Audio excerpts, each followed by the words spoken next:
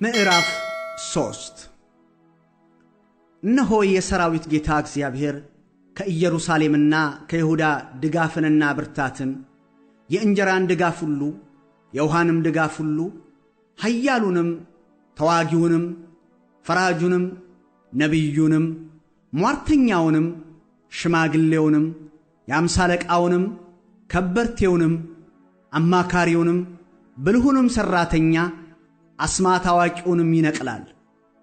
አለቆቻቸው እንዲሆኑ ብላቴኖችን አስነሳባቸዋለሁ፣ ሕፃናቶችም ይገዟቸዋል። ሕዝቡም ሰው በሰው ላይ ሰውም በባልንጀራው ላይ ይገፋፋል። ብላቴናውንም በሽማግሌው ላይ የተጠቃውን በከበርቴው ላይ ይኰራል።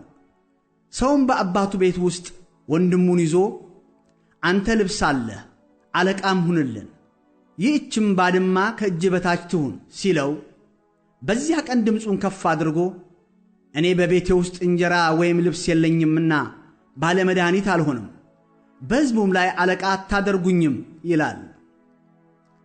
የክብሩን ኃይል ያስቈጡ ዘንድ ምላሳቸውና ሥራቸውን በእግዚአብሔር ላይ ነውና ኢየሩሳሌም ተፈታች፣ ይሁዳም ወደቀ።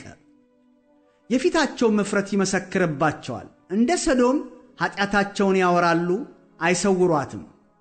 በራሳቸው ላይ ክፉ ነገርን ሠርተዋልና ለነፍሳቸው ወዮ፣ የሥራቸውን ፍሬ ይበላሉና። ጻድቁን መልካም ይሆንልሃል በሉት፣ እንደ እጁ ሥራ ፍዳው ይደረግበታልና። ለበደለኛ ወዮ፣ ክፉም ደርሶበታል። ሕዝቤንስ አስገባሪዎቻቸው ይገፋፏቸዋል፣ አስጨናቂዎችም ይሰለጥኑባቸዋል። ሕዝቤ ሆይ የመሯችሁ ያስቷችኋል፣ የምትሄዱበትንም መንገድ ያጠፋሉ። እግዚአብሔር ለፍርድ ተነስቶአል፣ በሕዝቡም ላይ ሊፈርድ ቆሟል።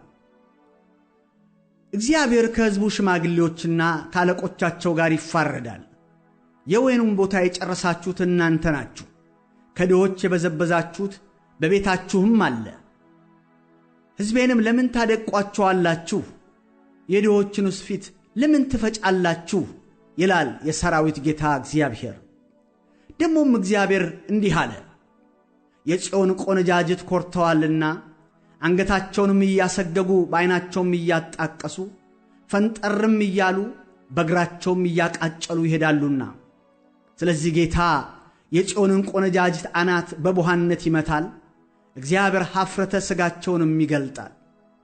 በዚያም ቀን ጌታ የእግር አልቦውን ክብር፣ መርበብና ጨረቃ የሚመስለውንም ጌጥ፣ የጆሮን ጥልጥሉንም፣ አንባሩንም፣ መሸፈኛውንም፣ ቀጸላውንም፣ ሰንሰለቱንም፣ መቀነቱንም፣ የሽቶንም ዕቃ ሸንክታቡንም፣ የእጅና የአፍንጫ ቀለበቱንም፣ የዓመት በዓልንም ልብስ መጎናጸፊያውንም፣ ልግም በገላውንም፣ ከረጢቱንም፣ መስታወቱንም፣ ከጥሩ በፍታ የተሠራውን ልብስ ራስ ማሰሪያውንም፣ ዓይነ ርግቡንም ያስወግዳል።